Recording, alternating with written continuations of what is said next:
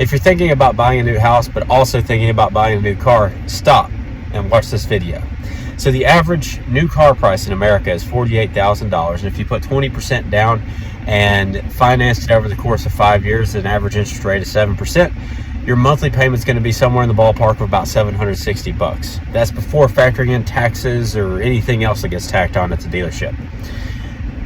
That $760 as far as mortgage purchase power would equate to about $115,000 extra dollars that you would qualify for on your mortgage within the debt to income ratio. So keep that in mind as you're doing your car shopping. It's going to have a major impact on how much you're going to afford for your house.